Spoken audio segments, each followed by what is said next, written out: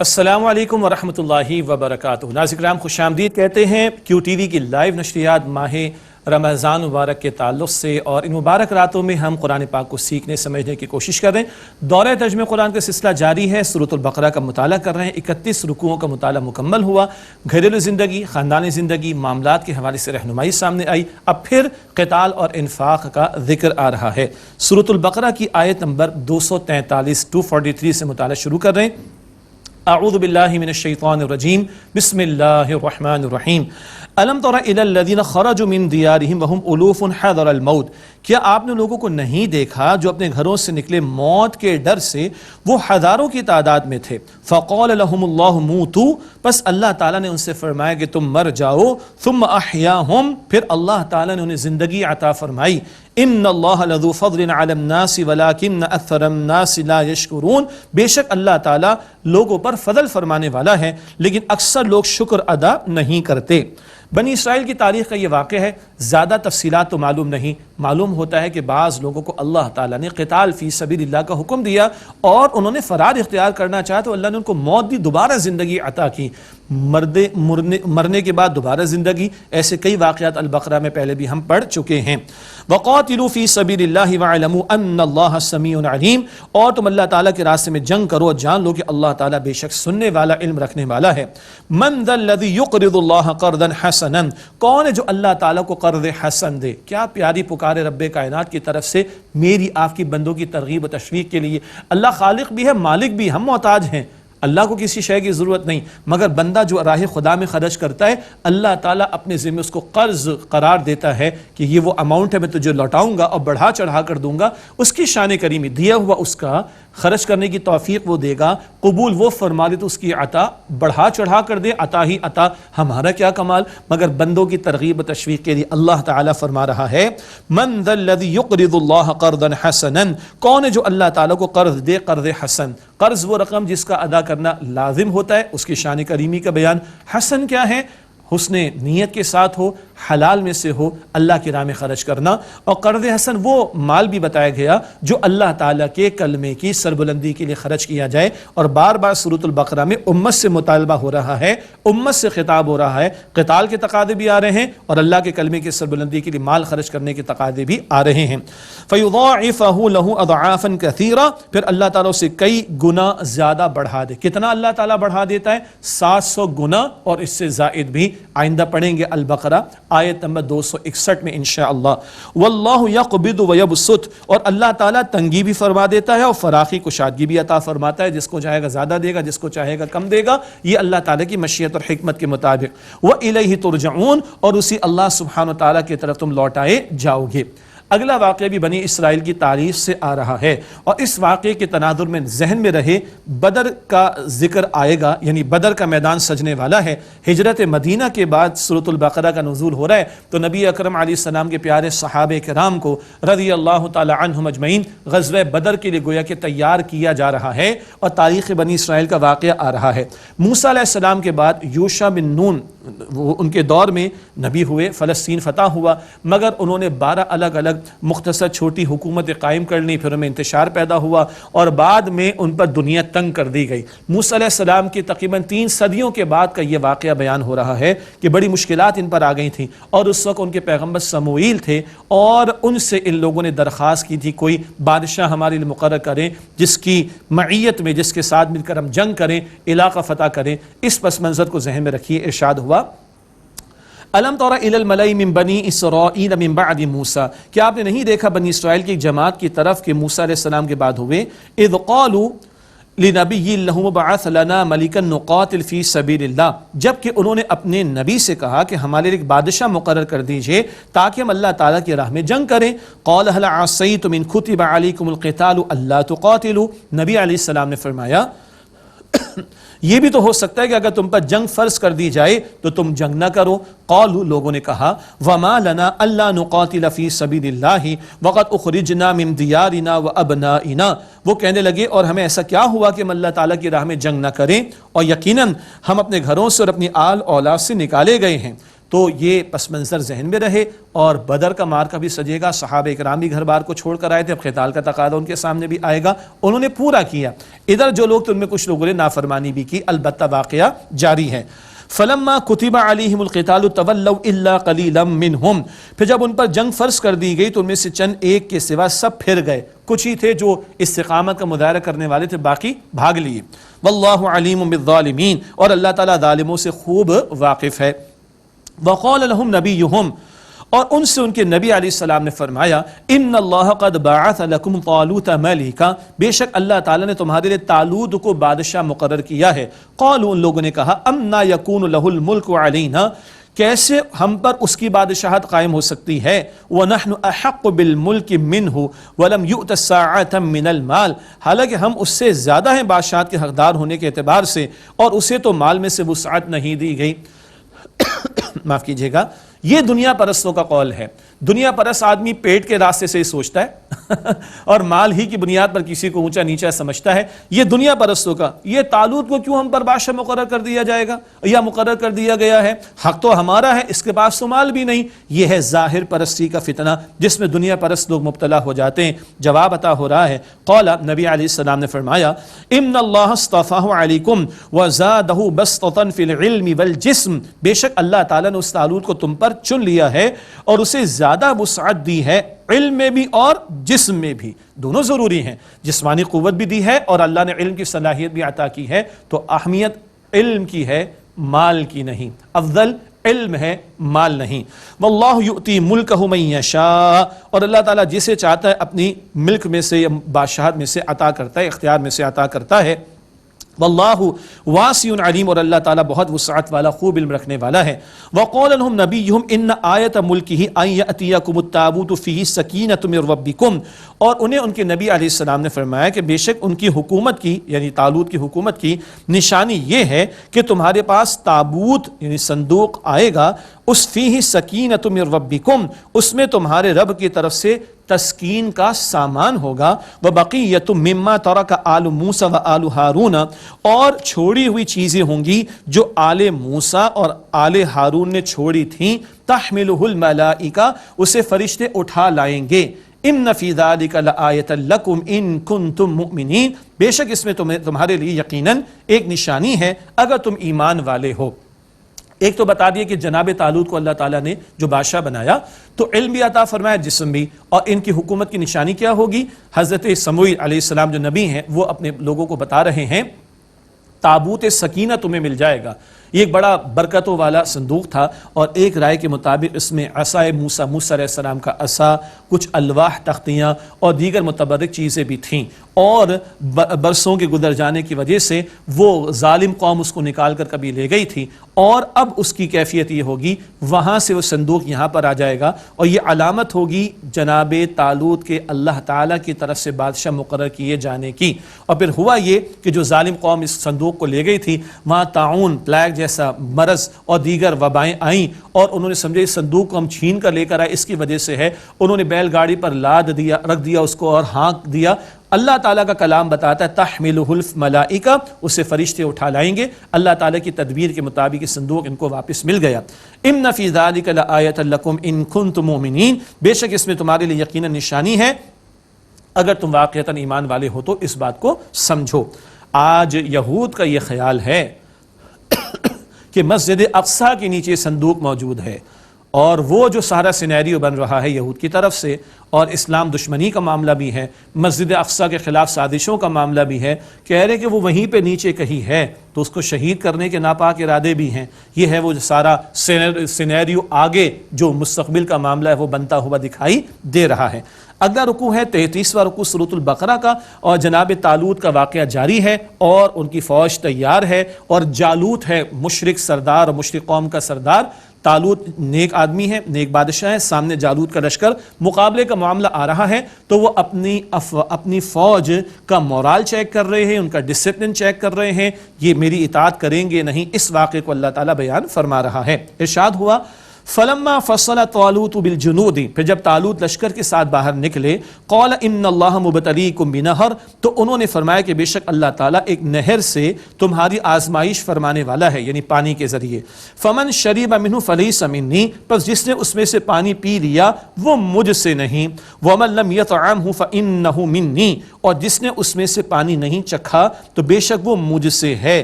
الا من اغترف غرفۃ بیدی، سوائے اس کے جو اپنے ہاتھ سے چلو بھر لے، تھوڑا سا لے لے وہ بات الگ ہے، سیر ہو کر پیے تو پھر وہ میری اطاعت میں نہیں رہا، وہ مجھ سے نہیں ہے. فشربوا منہ الا قلیلا منہم، پھر چند ایک کے سوا ان لوگوں نے سب نے پانی پی لیا، مراد سیر ہو کر پی لیا. فلما جاوزہ هو والذین آمنوا معہ، پس جب وہ جناب طالوت اور جو ان کے ساتھ ایمان لائے تھے اس نہر کے پار ہوئے، قالوا، لوگوں نے کہا، لا طاقت لنا اليوم بجالوت وجنودی، کہا کہ آج ہمیں طاقت نہیں جالوت اور اس کے لشکر کے ساتھ مقابلے کی. یہ کون لوگ تھے؟ جنہوں نے اطاعت نہیں کی، حکم نہیں مانا. ہر فوج کا جو کمانڈر ہوتا ہے وہ اپنی فوج کے مورال کو اور ڈسپلن کو چیک کرتا ہے. ڈسپلن چیک کیا گیا، ارے تم پانی کے معاملے کے اندر ہی میری اطاعت نہ کر پائے تو آگے اگلی فوج کا دشمن کا خاک مقابلہ کرو گے. اچھا ہے کہ یہ پہلی چھٹ جائے بھیڑ اور سچے پکے لوگ ہی میدان میں اتریں. تو یہ ہے جو جناب طالوت نے اپنے لوگوں کا ایک امتحان لے لیا. ہاں، جو سچے پکے ایمان والے تھے ان کا معاملہ کیا رہا؟ فرمایا قال الذين يظنون انهم ملاقو اللہ، جو لوگ یقین رکھتے تھے کہ وہ اللہ تعالیٰ سے ملاقات کرنے والے ہیں، کہا انہوں نے کم من فیۃ قلیلۃ غلبت فیۃ کثیرۃ باذن اللہ، بارہا ایسا ہوا کہ چھوٹی جماعت غالب آ گئی بڑی جماعت پر اللہ تعالیٰ کے حکم سے. یہ ہے اہم تر بات. اسباب نہیں، مسبب الاسباب کی طرف، رب کائنات کی طرف نگاہ ہوتی ہے اہل ایمان کی. اور آج بھی جو اللہ پر توکل کر کے میدان میں کھڑا ہو تو 50 ملکوں کی ٹیکنالوجی بھی تباہ و برباد ہو جاتی ہے. یہاں اللہ تعالیٰ ان ایمان والوں کا ذکر فرما رہا ہے کہ بارہا ایسا ہوا کہ ایک چھوٹی جماعت اللہ کے حکم سے بڑی جماعت پر غالب آ گئی. واقعہ بیان ہو رہا ہے جناب طالوت اور ان کے سچے ایمان والے ساتھیوں کا، اور اشارہ ہو رہا ہے بدر کے میدان کی طرف جہاں 313 سچے ایمان والوں کو اللہ تعالیٰ نے فتح عطا فرمائی 1000 کفار کے لشکر پر. واللہ مع الصابرین، اور اللہ تعالیٰ صبر کرنے والوں کے ساتھ ہے. ولما برزوا لجالوت وجنودہ، اور جب جالوت اور اس کے لشکر کے آمنے سامنے ہوئے، قالوا، تو ایمان والوں نے پکارا، ربنا افرغ علینا صبرا وثبت اقدامنا، اے ہمارے رب ہمارے دلوں میں صبر انڈیل دے، یعنی ہمیں ہمت دے، استقامت دے اور شجاعت عطا فرما، بہادری عطا فرما، حق کی خاطر کھڑا ہونے اور میدان میں ڈٹے رہنے کی توفیق عطا فرما. افرغ علینا صبرا، اے ہمارے رب ہم پر صبر کے دہانوں کو کھول دے، انڈیل دے. وثبت اقدامنا، اور ہمارے قدموں کو جما دے. وانصرنا علی القوم الکافرین، اور کافروں کی قوم کے مقابلے میں ہماری مدد فرما. ایمان والے اسباب اختیار کرتے ہیں، نگاہ مسبب الاسباب کی طرف رکھتے ہیں اور اس سے مانگتے ہیں، اس کے سامنے روتے ہیں، اس کے سامنے گڑ گڑاتے ہیں. بدر کی رات نبی مکرم علیہ السلام بھی پوری رات سجدے میں رہے تھے نا. بدر کا ذکر انفال میں آئے گا، سورہ انفال میں تفصیل انشاءاللہ بیان کریں گے. فہزموہم باذن اللہ، پھر انہوں نے اللہ تعالیٰ کے حکم سے ان کفار کی قوم کو شکست دی. وقتل داؤد جالوتا، اور داؤد علیہ السلام نے جالوت کو قتل کیا. داؤد علیہ السلام نو عمر تھے، نوجوان تھے، اور یہ اس لشکر میں آ گئے تھے. ان کے بھائی بھی شریک ہوئے تھے اور ان کی بڑی چاہت تھی کہ جالوت کا مقابلہ کریں. تو جناب طالوت نے باوجود اس کے کہ نو عمر، کم عمر نوجوان تھے، ان کو اجازت دی. یہ وہ گوپیا رسی میں پتھر باندھ کر گھماتے تھے، شکار بھی کیا کرتے تھے. انہوں نے ایک پتھر گھما کر مارا تو جالوت جو غرق آہن تھا، لوہے کے اندر پورا ڈوبا ہوا تھا، ایک آنکھ کھلی ہوئی تھی، وہ پتھر نشانے پر لگا، آنکھ پھوڑی اور وہ قتل ہو گیا. کون؟ جالوت. غور کیجئے گا، پیغمبروں نے قتال بھی کیا اللہ تعالیٰ کی راہ میں، تلوار بھی اٹھائی ہے، ظلم کے خاتمے کے لیے، جبر کے خاتمے کے لیے، ظالموں کا قلع کما کرنے کے لیے داؤد علیہ السلام بھی کھڑے ہوئے. وقتل داؤد جالوتا، اور داؤد علیہ السلام نے جالوت کو قتل کیا. وآتاہ اللہ الملک والحکمت وعلمہ مما یشاء، اور اللہ نے انہیں ملک یعنی بادشاہت اور حکمت عطا فرمائی اور انہیں وہ کچھ سکھایا جو اللہ نے چاہا. اب حکمت بیان کی جا رہی ہے، یہ جنگ کیوں کبھی اس کو سجایا جاتا ہے، یہ قتال کا حکم کیوں عطا ہو رہا ہے، کیوں کبھی آپریشن کرنے کی ضرورت پیش آتی ہے۔ فرمایا وَلَوْلَا دَفْعُ اللَّهِ النَّاسَ بَعْضَهُمْ بِبَعْضٍ، اور اگر اللہ نہ ہٹاتا بعض لوگوں کو بعض لوگوں کے ذریعے، لَفَسَدَتِ الْأَرْضُ، تو زمین ضرور تباہ ہو جاتی، وَلَكِنَّ اللَّهَ ذُو فَضْلٍ عَلَى الْعَالَمِينَ، لیکن اللہ تعالیٰ جہان والوں پر بڑا فضل فرمانے والا ہے۔ تو قتال کی حکمت آ گئی، فساد ختم ہو، سرکش لوگوں کا قلقمہ ہو، مظلوموں کی داد رسی ہو اور حق کا بول بالا ہو، ان صالح مقاصد کے ساتھ اللہ تعالیٰ جنگ کا قتال کا بھی حکم عطا فرماتا ہے۔ تلک آیات اللہ نتلوها علیک بالحق، یہ اللہ تعالیٰ کے احکام ہیں اے نبی صلی اللہ علیہ وسلم، ہم آپ کو ٹھیک ٹھیک تلاوت کر کے سناتے ہیں۔ وَإِنَّكَ لَمِنَ الْمُرْسَلِينَ، اور بے شک اے نبی صلی اللہ علیہ وسلم آپ ضرور رسولوں میں سے ہیں۔ ناظرین کرام، الحمدللہ 2 پاروں کی تکمیل ہوئی، تیسری شب ہے ماہ رمضان کی۔ آئیے تیسرے پارے کا آغاز کرتے ہیں۔ ایک وضاحت کر دیں، شروع میں جو مدنی صورتیں البقرہ، آل عمران، النساء، المائدہ، ان میں تفصیلات زیادہ ہیں، بعد میں انشاءاللہ تشریح کم ہوگی اور قرآن پاک کی آیات کا ترجمہ ہم زیادہ آپ کی خدمت میں انشاءاللہ تعالیٰ پیش کریں گے۔ تیسرے پارے کا آغاز ہے تلک الرسل فضلنا بعضهم علی بعض، یہ رسول ہیں ہم نے ان میں سے بعض کو بعض پر فضیلت عطا فرمائی۔ تفریق منع ہے، لا نفرق بین احد من رسولی، سورۃ البقرہ کے آخر میں آئے گا، ہم رسولوں میں کسی ایک میں بھی فرق نہیں کرتے، سب پر ایمان۔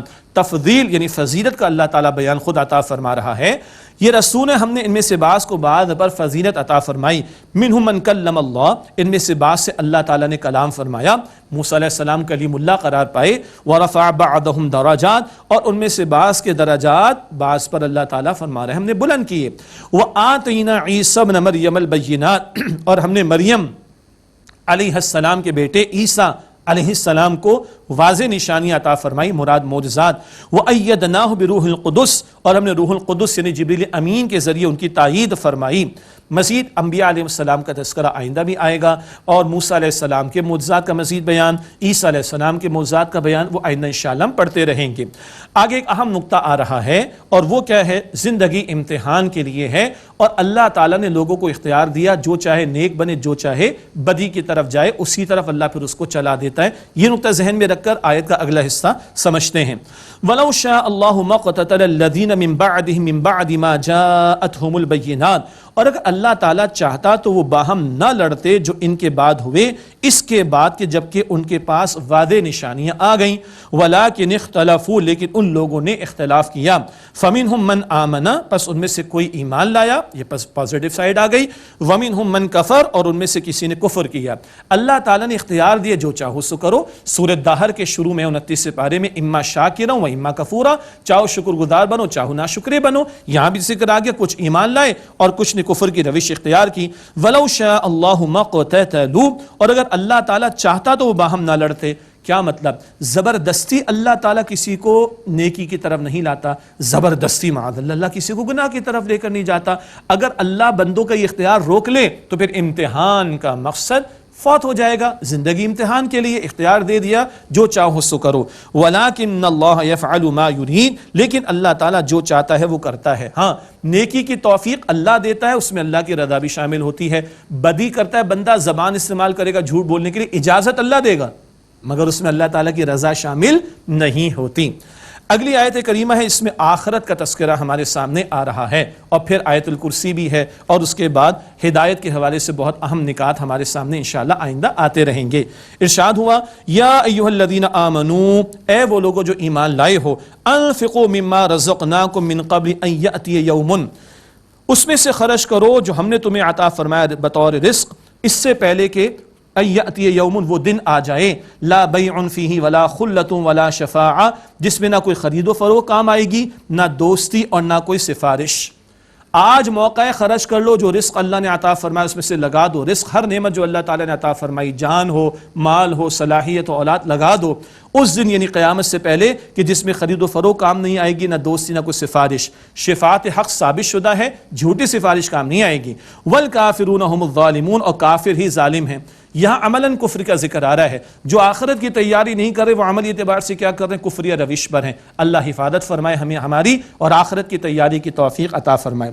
اس کے بعد چوتھی طویل آیت آ رہی اور ہم سب واقف ہیں اس آیت کریمہ سے، آیت الکرسی، عظیم ترین آیت قرآن پاک کی، اور نبی مکرم علیہ السلام ہر فرض نماز کے بعد اس کی تلاوت فرماتے، ہمیں بھی تلقین فرمائی گئی اور بتایا کہ جو اس کا اہتمام کرے ہر فرض نماز کے بعد تلاوت کا، بس موت ہی رکاوٹ ہے جنت میں داخلے کے لیے۔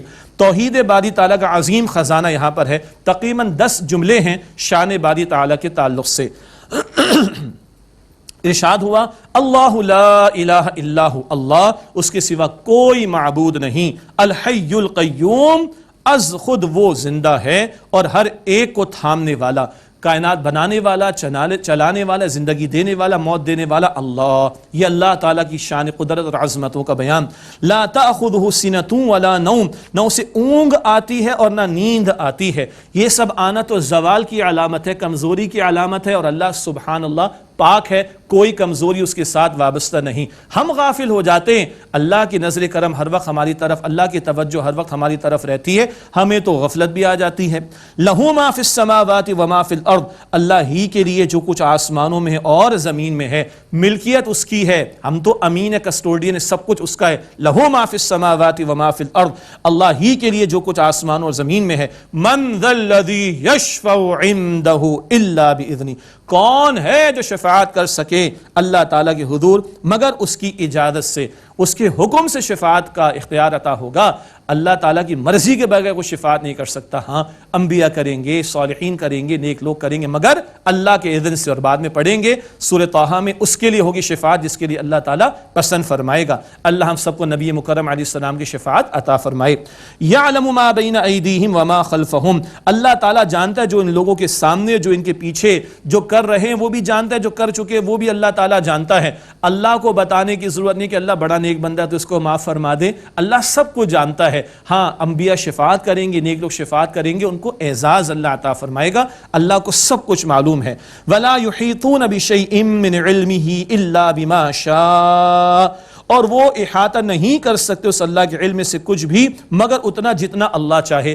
کل علم اللہ تعالیٰ کے پاس ہے، اللہ نے اپنے انبیاء علیہ السلام کو عطا فرمایا، اور سب سے بڑھ کر محمد مصطفیٰ علیہ السلام کو عطا فرمایا۔ ہاں عطا فرمانے والا کون؟ اللہ، اور اللہ کے علم کا احاطہ کرنا ممکن نہیں۔ وسع کرسیہ السماوات والارض، اور اس کی کرسی سمائے ہوئے آسمان اور زمین کو۔ ایک اشارہ اللہ کے اختیار و اقتدار کی طرف، کل کائنات پر اختیار کس کا؟ اللہ رب العالمین کا۔ ولا یؤودہ حفظہما، اور اللہ کو ان کی حفاظت تھکاتی نہیں ہے۔